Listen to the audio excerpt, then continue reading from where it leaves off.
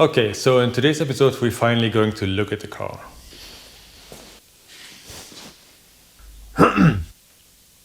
YouTube lesson number 1. Tell the audience that it's you what they can expect in this video within the first 10 seconds. Try to make it emotional.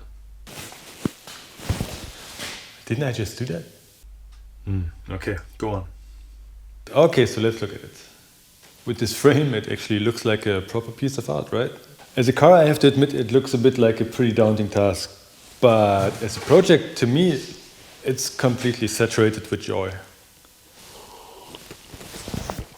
Okay, so let me tell you some details about this car. In 1968, this car was sold at a car dealer in North Hollywood called... YouTube lesson number 2. For good retention, put the exciting part towards the end. So no, we can't do it chronologically. Okay, so fast forward to 2015, this car came to Berlin and Pitt and Glass stripped it and worked on the interior, on the back seats, on the dash, on all the chrome parts, like the grille and the backlight. They did really well, and they got new wheels, and also they organized an engine. They restored it. I think I told like 5 times now. And they also started with the bodywork, more on the other side. This part is more done by me. In 2017, they got kicked out of the garage, and in order to transport it without any distortion, they built this rotisserie so they can properly transport it without any twists or turns in the chassis. Also, I found the plans for this rotisserie online. I can put it in the description. And so in September 22, we pulled this car out of the garage. Video is, I guess, here. Okay, so with the engine, the car is basically complete, minus, of course, the wear parts, which is the rubber and the bearings and all the things I have no idea of yet. What did come with the car were 2 seats, and I just got one from eBay. Check this out.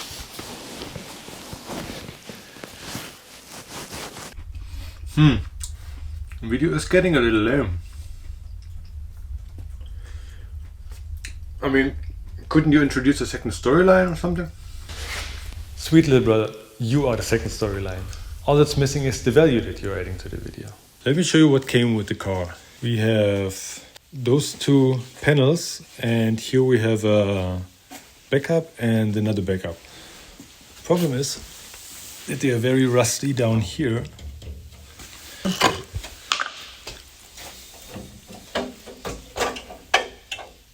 You see? It's all the same. This is basically the floor and seat pan replacement panels. These are the rockers. I think this is called banana. Seat panels. And this is a lot of car happening here. Front lid, the gearbox, tank, but I got a new tank. Motor panel, got it twice. Interior door panels. I don't know what this is. I think this could be the... oh, whatever. Rear bumper, 4 times. The old pedal box. This one. Very careful. And the new pedal box. Front bumper and this piece they cut out. There was this amazing YouTube video I saw where they just did it all with TIG welding. With no filler, just small spots, hammering them flat, and then do it in one thing and it doesn't bend.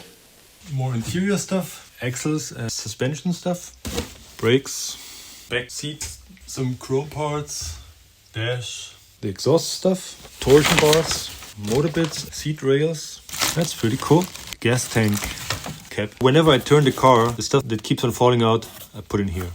1, 2, 3, 4 Fuchs wheels. You know them? I don't have to show you. Right, so that's the car. Okay, so I'm sitting here editing this video and I realized this time it's really just technical car content. You see my brothers try to make it funny. Haha. The idea of this channel is that you can join me having a dream, preparing for it, and then actually walk the walk of realizing it. The small steps, the joy and the struggle. So if you're no car guy, just see through the technical stuff and enjoy anyway. Why don't you add some different camera perspectives, like different angles? Actually not a bad idea. I could do it for the bodywork stuff. Do some camera magic to make it more interesting.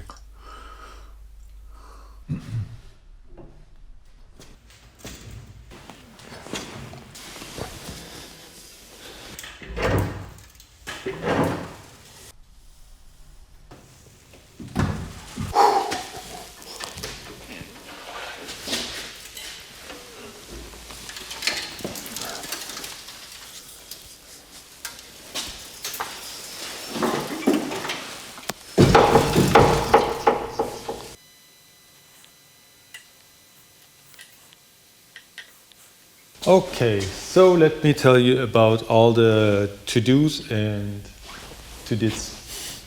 What Pitt in class did so far is this inner rocker.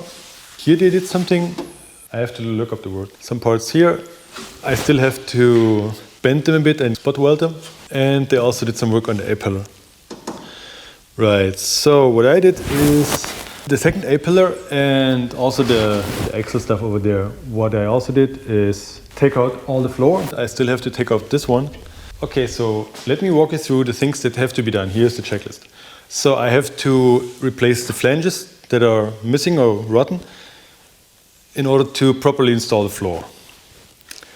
One. I take out the remainder of the seat pans and I have to put in new. Then the head rack, take out new one. These parts are actually kind of the easy part, and when it's done, it looks like much, which we like. Maybe you could add some soundtrack. Okay, so the front is a bit more fiddly. It doesn't look like much, but they all have at least one major rust spot, and it's all kind of bent and crooked and complicated to rebuild. Yeah. And also drilling out all these parts will be, I will need at least like, I don't know, 5 drills. And also on the front here we have I think we had a bit of an accident, like a bit more than just a smooch. So this part I am thinking of replacing. I'm not sure yet. When I'm at it, why not do it? And so the rest of the to-do is put together the engine. To me, this is magic. I have no idea. There's a box, DVD box set of, I don't know, 12 hours of someone who takes apart and puts together an engine.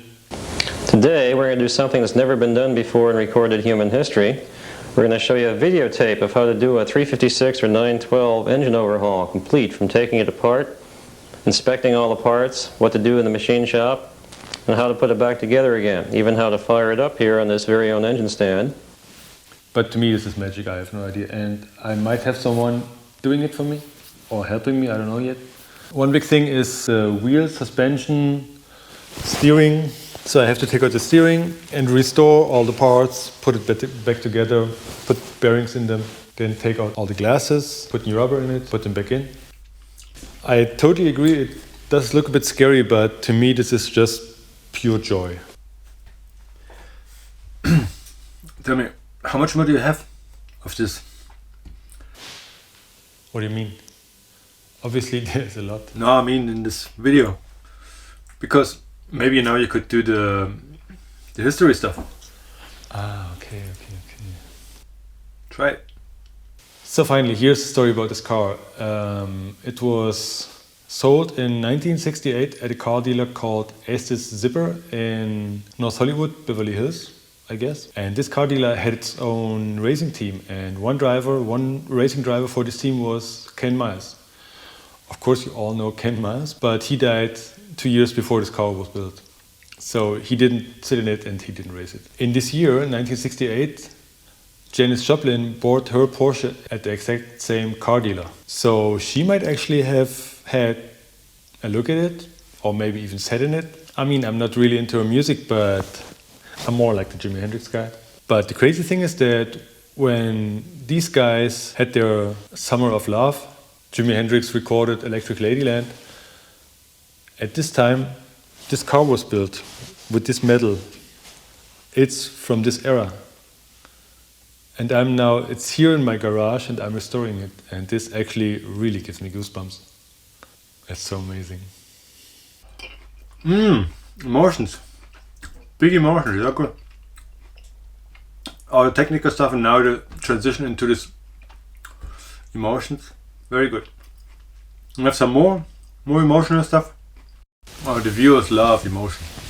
Emotion. Actually, you know what? I am getting a little annoyed. That is an emotion, right? I mean, for 3 videos now, I'm just talking. I need to do some doing, you know, to balance it out. You know what? Next video will be some welding and grinding and